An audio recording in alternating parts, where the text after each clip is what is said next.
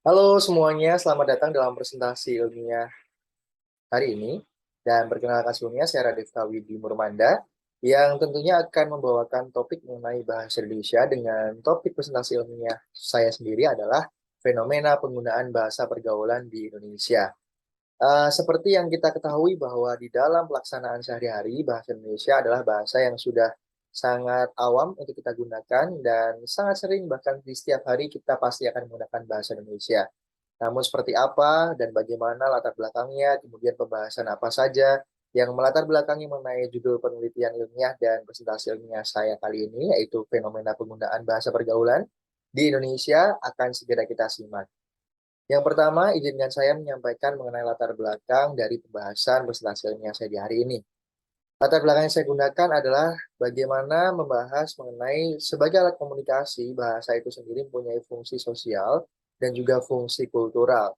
Di mana kalau kita bedah lebih dalam lagi dan kita cari tahu lebih dalam lagi, bahwa sebetulnya bahasa itu diperlukan sebagai sebuah fungsi sosial yang digunakan untuk menghubungkan antar anggota masyarakat. Sedangkan sebagai aspek kultural, bahasa itu sendiri digunakan sebagai sarana pelestarian budaya dari satu generasi ke generasi berikutnya.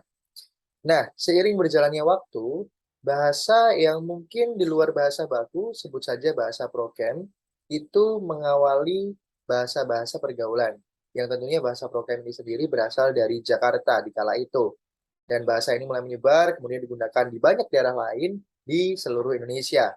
Penggunaan bahasa prokem ini pada akhirnya sudah menyebar luas di seluruh pelosok negeri yang sampai dengan saat ini juga telah mempengaruhi berkurangnya penggunaan bahasa Indonesia itu sendiri. Yang mana jika berkurang penggunaan bahasa Indonesia, maka ditakutkan akan menjadi bias ataupun juga terjadi ketidakjelasan makna dari bahasa program yang digunakan. Oleh sebab itu, kita harus bersama-sama melakukan upaya supaya bahasa daerah yang dipakai menjadi bahasa lokal masyarakat setempat juga masih berfungsi sesuai dengan kaidah yang seharusnya. Selanjutnya, latar belakang yang melatari dari penelitian ilmiah dan juga presentasi ilmiah sehari ini adalah penggunaan bahasa prokem itu sendiri pada kalangan remaja telah menyimpang dari bentuk dan juga makna bahasa yang sebenarnya, sehingga menimbulkan kekaburan makna. Kemudian penggunaan bahasa program itu sendiri pada kalangan remaja dalam berkomunikasi mengakibatkan kurangnya kesadaran dalam menggunakan bahasa daerah yang baik dan benar. Dan selanjutnya, pengaruh penggunaan bahasa program itu sendiri menyebabkan kesulitan dalam memahami maknanya. Karena bahasa program ini hanya dimengerti oleh kalangan atau kelompok tertentu saja. Oleh sebab itu, kita perlu mengantisipasi dan juga melakukan hal-hal yang pastinya juga positif untuk tetap bisa memunculkan makna yang sebenarnya dari bahasa yang kita pakai sehari-hari. Yang selanjutnya untuk latar belakangnya adalah terkait dengan permasalahan seperti yang sudah saya sebutkan tadi tidak bisa dianggap remeh oleh kita semua. Oleh karena itu penggunaan bahasa prokem yang pada umumnya digunakan oleh para remaja seharusnya bisa menjadi pemicu hilangnya ciri khas bangsa kita.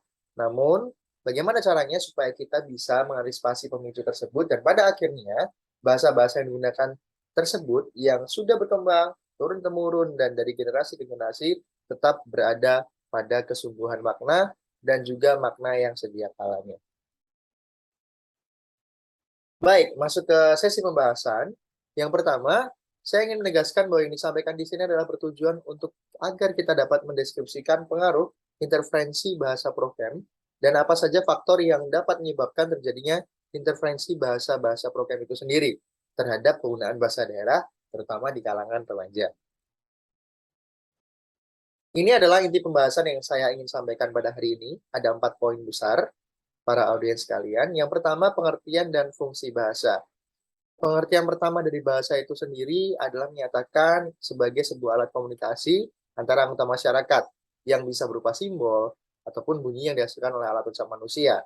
Yang kedua, bahasa itu sendiri adalah sistem komunikasi yang mempergunakan simbol vokal atau bunyi ujaran yang bersifat arbitrer. Nah, para audiens perlu diketahui bahwa fungsi bahasa itu sendiri ada bermacam-macam dan saya akan ngomong menjadi 4 bagian besar, yaitu fungsi ekspresif, estetis, informatif, dan juga fungsional. Kemudian poin kedua dari tim bahasanya mengenai mengenal bahasa Indonesia. Seperti berbagai ilmu lainnya, termasuk ilmu bahasa Indonesia sendiri, nah, di dalam ilmu bahasa Indonesia ini dikenal dengan bahasa baku atau bahasa yang sebenarnya menjadi bahasa pokok, yang menjadi bahasa standar, dan juga acuan yang seharusnya digunakan dalam kehidupan sehari-hari, pada percakapan maupun bahasa tulisan. Kemudian yang ketiga mengenai bahasa gaul dan bahasa alay. Bahasa gaul ini dijadikan sebagai sebuah bahasa dalam pergaulan anak-anak remaja, di mana istilah ini muncul mulai pada akhir tahun 1980.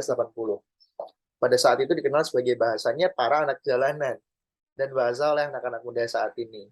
Namun, selanjutnya mengalami pergeseran menjadi disebut dengan bahasa alay dan sebagainya. Dan kemudian poin yang terakhir menjadi bahasan saya adalah pengaruh bahasa gaul terhadap bahasa Indonesia. Bahasa gaul yang terus digunakan dalam keseharian akan memberikan efek yang berkesinambungan terhadap bahasa Indonesia yang asli. Nah, bagaimana pentingnya untuk kita bisa mengembalikan fungsi-fungsi dan juga makna-makna tersebut supaya dapat dikembalikan pada keabsahannya. Simpulannya adalah keberadaan bahasa gaul memang sangat mengganggu eksistensi bahasa Indonesia. Namun di sisi lain, kita tidak bisa mencegahnya apalagi di kalangan anak-anak dan remaja. Karena perkembangan psikologis keduanya menuntut mereka agar diakui di masyarakat. Oleh karena itu, perkembangan bahasa gaul sendiri tidak dapat dicegah, tetapi dapat diminimalisir jika kita kembali meningkatkan eksistensi bahasa Indonesia itu sendiri. Saran yang dapat saya berikan dari presentasi saya hari ini adalah ada dua. Yang pertama, lebih diadakan pemahaman yang lebih kepada anak-anak dan remaja, dan juga mulai dari diri sendiri untuk membudidayakan bahasa Indonesia dan meningkatkan kembali eksistensinya. Dan berikut adalah daftar referensi dari penelitian dan juga presentasi ilmiah yang dapat saya lakukan di hari ini. Terima kasih banyak atas perhatiannya. Saya Radit Kawidi.